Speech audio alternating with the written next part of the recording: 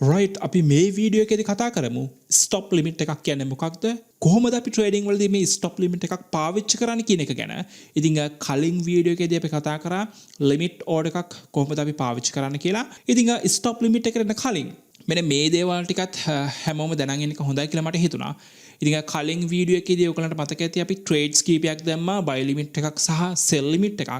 එතකොට අපි දාපු trades වල එතකොට අපි දාපු orders වල history එක අපිට මේ order history වලින් එතකොට trade history වලින් මේ විදිහට බලා ගන්න පුළුවන්.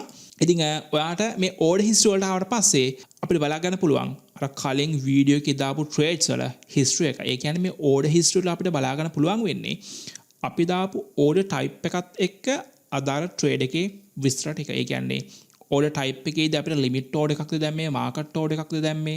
එතකොට අපි දැන් මේ කතා කරන්න යන stop limit එකක්ද අපි දාලා තියෙන කියලා අපිට බලා ගන්න පුළුවන්. එතකොට ඒ දාපු side එකත් එක්ක එතකොට ඒ trade එක අපිට active වෙන්න ඕන කරපු price එක මොකක්ද? අදාළ coins ප්‍රමාණය කොච්චරක්ද? එතකොට ඒ coins ප්‍රමාණයේ වටිනාකම කොච්චරක්ද? මේ දේවල් ටික තමයි අපිට බලා ගන්න පුළුවන් වෙන්නේ. එතකොට අපි මේ trade history එකට ආවොත් අපිට ඒ දේවල්ම තමයි අපිට බලා ගන්න පුළුවන් වෙන්නේ.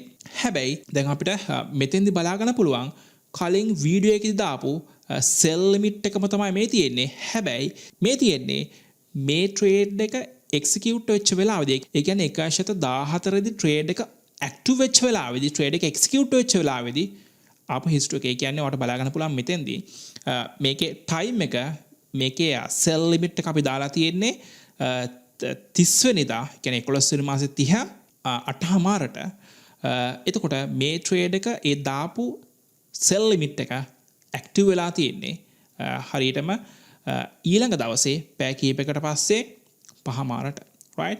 ඉතින් ඒකම තමයි අපිට මෙතෙන්ද බලා ගන්න පුළුවන් වෙන්නේ කොහොම හරි. දැන් මට මෙතෙන්ද කියන්න ඕනුනේ අපිට මුලින්ම බලා ගන්න පුළුවන් මේ buy limit එක. එතකොට මේ buy limit එකේදී coins ටික මට buy වෙන්න අවශ්‍ය උනේ 1.10 දී. කොහොම හරි අපි මේ trade එක cancel කරා trade එක active වෙන කලින්. මොකද trade එකක් cancel කරන්නේ කොයි විදිහටද කියලා අපිට explain කරන්න ඕන වෙච්ච නිසා. කොහොම හරි මේ trade එක on එකේ තිබ්බනම් අපිට මේ coins ටික buy කරන්න අවශ්‍ය උනේ මාකට් එකේ ප්‍රයිස් එක 1.10ට ආවට පස්සේ. දැන් මම පොඩ්ඩක් ෆ්ලෝ කොයින් එකේ මාකට් සිටුේෂන් එක පොඩ්ඩක් පෙන්නන්නම්. කලින් වීඩියෝ එක කතා කරනකොට ඇත්තටම මාකට් එකේ සිටුේෂන් එක මෙන්න මෙතන තමයි තිබ්බේ. මෙතන ඉඳලා දවසක මාකට් එකක මිල ඉහළ පහළ යාම තමයි ඔයාට මෙන්න මෙතෙන්දී බලා ගන්න පුළුවන්. මෙන්න මේ ඒරියා එකේ මෙන්න මේ හරිය ඉඳලා right ඉතින් ටික මේ තියෙන්නේ. අපිට ඇත්තටම මුලින්ම අවශ්‍ය වුණේ ඒ කියන්නේ අපි buy limit එක දානකොට මෙන්න මේ buy limit එක දානකොට ඇත්තටම අපිට අවශ්‍ය වුණේ මාකට් එක පහළට එන්න. ඉතින් ඒ විදිහට හරියටම මාකට් එක 1.10 කියන ඒරියා එකට ඇවිල්ලා මාකට් එක ආයෙත් උඩට රිවර්ස්ලා තියෙනවා. එතකොට අපි මේ ට්‍රේඩ් එක ඔන් එකේ තිබ්බනම් හරියටම අපිට ප්‍රොෆිට් එකක් ගන්න පුළුවන්. ඒත් එකම ඊළඟට අපි දාලා තියෙනවා මාකට් ඕඩර් එකට අපි buy එකක් දැම්මා sell limit එක explain කරන්න. right. එතකොට මේ දාපු මාකට් ඕඩර් එකේ ඒ කියන්නේ අපි දාපු buy එකේ coins ටික අපි buy කරලා තියෙන්නේ හරියටම 1.11 දී. ඒ කියන්නේ මෙන්න මේ වගේ area එකක right මෙන්න මේ හරියට තමයි හරියටම මෙන්න මේ හරිය තමයි 1.11 දී තමයි අපි මේ coins ටික buy කරේ. එතකොට මේ buy කරපු coins ටික මෙන්න මේ price එකේදී buy කරපු coins ටික sell වෙන්න කියලා තමයි අපි මේ sell limit එක අන්තිමට දාපු sell limit එක දැම්මේ. එතකොට මේ දාපු sell limit එකේ coins ටික sell වෙන්න අපිට අවශ්‍ය උනේ 1.14 දී. දැන් ඔයාලට ඒකත් බලා ගන්න පුළුවන් මෙතන. හරියටම මාකට් එක ඊට පැය කීපයකට පස්සේ 1.14 ඒරියා එකට ඇවිල්ලා ඒ වෙලාවෙම ඊට පස්සේ මාකට් එක පහළට ඇවිල්ලා තියෙනවා. දැන් ඔයාලට බලා ගන්න පුළුවන් අපි ට්‍රේඩ් එක සෙල් කරලා තියෙන්නේ මාකට් එකේ බෙස්ට්ම ප්‍රයිස් එකකින්. ඒ කියන්නේ හිතන්නකෝ අපි සෙල් ලිමිට් එක දාන වෙලාවේ මෙතන 1.14 නැතුව අපි සෙල් කරා නම් 1.15 වෙදී අපි සෙල් ලිමිට් එක දානකොට අපි දැම්ම නම් එතෙන්ට 1.15 ට්‍රේඩ් එක එතෙන්ද එක්සිකියුට් වෙන්නේ නැහැ. ආයෙත් මාකට් එක පහළට ඇවිල්ලා මේ ට්‍රේඩ් එක ගත්ත තැනටත් වඩා පහළට ඇවිල්ලා ට්‍රේඩ් එක ලොස්ට් එකේ තමයි දැන් යන්නේ. දැන් මොකද අපි coins ටික buy කරේ 1.11 දී. ඊට පස්සේ හරියට 1.14ට ඇවිල්ලා මාකට් එක පහළ ඇවිල්ලා තියෙනවා. මෙතෙන්ට වෙනවා කියන්නේ ගත්ත price එකටම ආයෙත් මාකට් එක ඇවිල්ලා කියන්නේ අපේ profit එක බිඳුවයි. තවදුරටත් අපි තියන් හිටියට නම් දැන් මේ මොහොත වෙනකන් අපි ගත්ත price එකටත් වඩා මාකට් එකේ price එක අඩු වෙලා ඒ කියන්නේ අපි දැන් යන්නේ lost පිට. ඉතින් අපි මේ trade එක sell කරලා තියෙන්නේ bestම price එකේදී. ඉතින් මේ විදිහට ඉස්සරහට මාකට් එකේ මොකක් විදිහේ කියන්නේ මේ coin එකේ price එක අනාගතයේදී up වේද down වේද කොයි වගේ තැන් වලින්ද මාකට් එක up වෙන්න පටන් ගන්න කොයි වගේ තැන් වලින්ද මාකට් එක down වෙන්න පටන් ගන්න කියලා අපි analyze කරලා predict කරන්න දැනගන්න ඕනේ. ඉතින් ඒ විදිහට අපි හරියටම මාකට් එකක් කොහොමද ඇනලයිස් කරන්නේ ප්‍රෙඩික්ට් කරන්න කියලා ඔයගලන්ට ඉස්සරහට ඉගෙන ගන්න දැනගන්න පුළුවන් වෙයි. දැන් අපි යමු මේ වීඩියෝ එකේ ටොපික් එකට අපි කොහොමද ස්ටොප් ලිමිට් එකක් ප්‍රැක්ටිකලි පාවිච්චි කරන්න කියන එක ගැන කතා කරන්න. දැන් එතකොට හිතන්න මේ වෙලාවේ දැන් මාකට් එක රන් වෙන්නේ මෙතන මට බලා ගන්න පුළුවන් 1.10යි 5ේදී හිතන්න මේ වෙලාවේදී මාකට් එක අපි හිතමු 1.14 වෙනකම් මාකට් එක අප් වෙනවා. right 1.14 වෙනකම් මාකට් එක අප් වෙලා ආයෙත් 1.12ට මාකට් එක ආවොත් එතන ඉඳලා ආයෙත් මාකට් එක අප් වෙන්න පටන් ගන්නවා. එතකොට අපිට පුළුවන් මෙතෙන්දී ඕඩර් එකක් දෙන්න ස්ටොප් ලිමිට් එකක් කියලා කියන්නේ අපිට පුළුවන් කලින් අපි කතා කරපු ලිමිට් ඕඩර් එකක් ඔන් වෙන්න ප්‍රයිස් එකක් දෙන්න. කලින් අපි දැම්මේ කෙලින්ම ලිමිට් ඕඩර් එකක් නේ මාකට් එකට. ට්‍රේඩ් එකක් විදිහට අපි දැම්මේ කෙලින්ම ලිමිට් ඕඩර් එකක් දැම්මා. ඒ දාපු ලිමිට් ඕඩර් එකේ ප්‍රයිස් එකට මාකට් එක ආවම එක්ක බයි වුණා හරි එහෙම නැත්නම් සෙල් වුණා. දැන් අපි දෙනවා කමාන්ඩ් එකක් ලිමිට් ඕඩර් එකකුත් ඔන් වෙන්න. දැන් එතකොට ඒක වෙන්නේ මෙහෙමයි. හිතන්න මාකට් එක මෙතන ඉඳලා 1.14ට ආවට පස්සේ අපි කමාන්ඩ් එකක් දෙනවා ලිමිට් ඕඩර් එකක් ඔන් වෙන කියලා. අපි හිතමු බයි ලිමිට් එකක් කියලා. එතකොට ඔය ඔන් වෙන බයි ලිමිට් එකේ coins ටික බයි වෙන්න ඕනේ අපිට 1.12ට මාකට් එක පහළට ආවට පස්සේ. දැන් එතකොට අපිට මේක මෙන්න මේ විදිහට දාන්න පුළුවන්. අපි මේක පොඩක් දාලා බලමු. ඉස්සෙල්ලාම ස්ටොප් ලිමිට් එකේදී අපි කරන්නේ මේ ස්ටොප් ප්‍රයිස් එක දෙනවා. ඒ කියන්නේ ලිමිට් ඕඩර් එක ඔන් වෙන්න ඕන ප්‍රයිස් එක තමයි අපි මෙතෙන්දී දෙන්නේ. එතකොට අපි දෙනවා මෙතන අපේ ප්‍රයිස් එක 1.14 දී තමයි අපිට මේ ලිමිට් ඕඩර් එක ඔන් වෙන්න ඕනේ. ඒ කියන්නේ coins ටිකක් buy වෙන්න නෙමෙයි අපිට ඕනේ. ලිමිට් ඕඩර් එකක් ඔන් කරගන්න. එතකොට ඒ ඔන් වෙන ලිමිට් ඕඩර් දැන් මෙතනින් පස්සේ අර ලිමිට් කලින් කතා කරපු ලිමිට් ඕඩර් එක වගේම තමයි. දැන් එතකොට මෙතෙන්ද දෙන්නේ මේ ඔන් වෙන ලිමිට් ඕඩර් එකේ coins ටික buy වෙන්න ඕනේ කොතනින්ද කියලා. right? එතකොට අපිට පුළුවන් මෙතෙන්දී 1.12 දී coins ටික buy වෙන්න කියලා මෙතෙන්දී කමාන්ඩ් එක දෙන්න. price එක දෙන්න. එතකොට දැන් මෙතෙන්දී 1.12 දී ඇත්තටම coins ටික buy වෙන්න නම් ඉස්සෙල්ලාම මාකට් එක හරියටම 1.14ට එන්න ඕනේ. right 1.14ට අනිවාර්යයෙන්ම එන්න ඕනේ. එහෙම නැතුව මාකට් එක 1.13යි 5ට එහෙම නැත්නම් 1.14ට ඇවිල්ලා හිතන්නකො මෙන්න මේ විදිහට උනා කියලා. මාකට් එක අපිට අවශ්‍ය විදිහටම අප් වෙනවා. හැබැයි 1.13ට ඇවිල්ලා ආයෙත් 1.12ට මාකට් එක පහළට වැටෙනවා. එහෙම වුණොත් මේ ට්‍රේඩ් එක එක්සිකියුට් වෙන්නේ නැහැ. ඒ කියන්නේ ලිමිට් ඕඩර් එක ඔන් වෙන්නේ නැහැ. ලිමිට් ඕඩර් එක ඔන් වෙන්න නම් අනිවාර්යෙන්ම 1.14ට මාකට් එක එන්න ඕනේ. මොකද අපේ කමාන්ඩ් එක උනේ 1.14. ඒ කියන්නේ ස්ටොප් එක උනේ 1.14. එහෙනම් ඉස්සෙල්ලා 1.14ට මාකට් එක එන්න ඕනේ.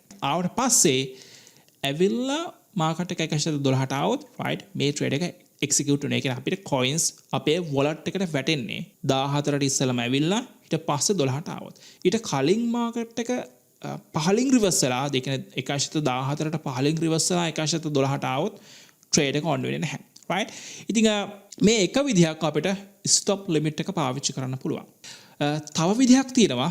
කලින් වීඩියෝ එකේදී මතකදී මම අන්තිමට කිව්වා ලිමිට් ඕඩර් එකකදී අපිට පුළුවන් නම් ට්‍රේඩ් එකක් දානකොට මාකට් එකේ ප්‍රයිස් එකට වඩා වැඩි මිලකට coin එකක් buy කරන්න pending order එකක් විදිහට දාන්න. ඒක අපිට ගොඩක් වටිනවා ප්‍රයෝජනවත් වෙනවා. ඉතින් මේක අපිට ස්ටොප් ලිමිට් එකේදී කරන්න පුළුවන්. දැන් හිතන්න අපි දන්නවා මාකට් එක අපි හිතමු 1.13ට මාකට් එක ආවොත් කෙලිම මාකට් එක කන්ටිනියු අප්. ඒ කියන්නේ කන්ටිනියු අප් වෙනවා කියලා කන්ෆර්ම් කරගන්න 100% අනිවාර්යයෙන්ම 1.13ට මාකට් එක එන්න ඕනේ. ආවොත් මේ ෆ්ලෝ coin එකේ value එක අප් වෙන පටන් ගනී. එහෙනම් අපිට coins ටික buy වෙන්න ඕන price එක තමයි 1.13. එතකොට අපි මේකෙදී buy limit එකක් දාන්න බෑ. මම කලින් වීඩියෝ එකේදී කිව්වා buy limit එකක් දානවා නම් market එකේ price එකට වඩා පහළ price එකකින් තමයි දාන සිද්ධ වෙන්නේ. හැබැයි මේ stop limit එක පාවිච්චි කරලා අපිට මෙන්න මේ විදිහට කරන්න පුළුවන්. දැන් මට coins ටික ඉස්සෙල්ලාම buy වෙන්න ඕනේ 1.13 දී. එහෙනම් මට පුළුවන් මේ stop limit එකේදී ඉස්සෙල්ලාම limit order එකක් on වෙන්න 1.13 දී command එක දෙනවා. ඉස්සෙල්ලම කරන්න අපි ලිමිට් ඕඩර් එකක් ඔන් කරනවා 1.13 දී. ඔය ඔන් කරන ලිමිට් ඕඩර් එකේ කොයින්ස් ටික අපිට බයි වෙන්නත් ඕනේ 1.13 දීමයි. එතකොට 1.13ට ආපු ගමන් ලිමිට් ඕඩර් එක ඔන් වෙනවා. ඔන් වෙච්ච ගමන් ඒ ඔන් වෙච්ච ලිමිට් ඕඩර් එකේ ට්‍රේඩ් එක එක්සිකියුට් වෙනවා. මොකද අපි එකම ප්‍රයිස් එක තමයි මාකට් එකට දාලා තියෙන්නේ. එතකොට කලින් වගේම අපිට බයි කරන්න ඕන කරන ටෝටල් එක අපි දාලා අපි ඕඩර් එක දානවා. එතකොට අපිට බලා ගන්න පුළුවන් ඕඩර් එක කන්ෆර්ම් කරාට පස්සේ ඕපන් ඕඩර්ස් වලට මේ විදිහට අපේ ට්‍රේඩ් එක වැටලා තියෙනවා. ඉතින් මෙතෙන්දී හරියටම මාකට් එක 1.13ට ආවට පස්සේ කොයින්ස් ටික අපිට සෙල් කරන්න පුළුවන්. ඉතින් අපිට ස්ටොප් ලිමිට් එක පාවිච්චි කරන්න පුළුවන් බයි කරන්න මාකට් එකේ ප්‍රයිස් එකට වඩා වැඩි මිලකට පෙන්ඩිං ඕඩර් එකක් දාලා තියෙන අපිට අවශ්‍යයි නා. එතකොට බයි ඕඩර් එකකදී ස්ටොප් ලිමිට් එක පාවිච්චි කරන්න පුළුවන් විදි දෙකක් තමයි ඕක. දැන් අපි බලමු සෙල් එකකදී කොහොමද ස්ටොප් ලිමිට් එකක් අපි පාවිච්චි කරන්න කියලා. දැන් හිතන්න ඔයා මේ වෙලාවේ කොයින්ස් බයි කරලා තියෙන්නේ. දැන් මාකට් මේ වෙලාවේ මාකට් එකේ ප්‍රයිස් එකට. අපි හිතමු ඔයා 1.10 දී කොයින්ස් බයි කරලා තියෙන්නේ. හිතන්න හදිස්සියවත් මාකට් එක පහළට ගියොත් ඔයාට ඒක ලොස් එකක් වෙනවා. පහළට යන්න මාකට් එකේ ඔයාට මේ කොයින්ස් වලින් ඔයාට ලොස් එකක් එනවා. හිතන්න ඔයා දන්නවා මාකට් එක මේ 1.08 කියන ඒරියා එකට ආවොත් කොහොමත් තවදුරටත් එහෙනම් කන්ටිනියු මාකට් එක ඩවුන් වෙන පටන් ගනී මේ විදිහට. එහෙනම් අපි මේ කොයින්ස් ටික තියාගෙන ඉඳලා වැඩක් නැහැ. අන්න ඒ වගේ වෙලාවක අපිට පුළුවන් මේ ස්ටොප් ලිමිට් එක පාවිච්චි කරලා මාකට් එකේ ප්‍රයිස් එකට වඩා අඩු ප්‍රයිස් එකකට කොයින්ස් ටික සෙල් කරන්න ඕඩර් එකක් දෙන්න. අර කලින් අපි කතා කරපු ස්ටොප් ලිමිට් බයි ස්ටොප් ලිමිට් එක වගේ අපිට මෙතෙන්ද දෙන්න පුළුවන් ඉස්සෙල්ලම ලිමිට් ඕඩර් එක ඔන් වෙන්න. ඒ කියන්නේ 1.08 දී අපිට ඔන් වෙන්න ඕනේ සෙල් ලිමිට් ඕඩර් එකක්. ඒ ඔන් වෙන ඕඩර් එකේ කොයින්ස් ටික සෙල් වෙන්නත් ඕනේ ඒ ප්‍රයිස් එකේදීමයි. 1.08 දී. එතකොට මට පුළුවන් මට අවශ්‍ය කරන කොයින්ස් ප්‍රමාණය සෙල් කරන්න අවශ්‍ය කොයින්ස් ප්‍රමාණය දීලා සෙල් ඕඩර් එක කලින් වගේම දාන්න. right? එතකොට මාකට් එක මේ ඒරියා එකට ආපු ගමන් කොයින්ස් ටික සෙල් වෙලා යනවා. හැබැයි ඔයාගේ loss එක ලිමිට් වෙනවා. right? මොකද මේ තියෙන gap එක ඔයා මෙතනින් නම් කොයින්ස් ටික buy කරේ. මේ gap එක විතරයි ඔයාගේ loss එක වෙන්නේ. ඔයා මේ ලිමිට් ඕඩර් එක දැම්මේ නැත්තම් මාකට් එක තවදුරටත් පහළ යන්න ඔයාගේ loss එක වැඩි වෙනවා. ඉතින් මේක හොඳ දෙයක්. අපිට අපේ loss එක ලිමිට් කරගන්න පුළුවන්, loss එක අඩු කරන්න පුළුවන්. ඒක හොඳ risk management එකක්. ඉතින් මෙන්න මේ වගේ දේවල් වලට තමයි අපිට මේ stop limit එක පාවිච්චි කරන්න පුළුවන් practically trading වලදී. ඉතින් අපිට spot එකේ trade කරන්න පුළුවන් options තව කීපයක් තියෙනවා. ඒව ගැන අපිට කතා කරන්න තියෙනවා. අපි ඒව ගැන අපි ඊළඟ වීඩියෝස් වලදී කතා කරමු.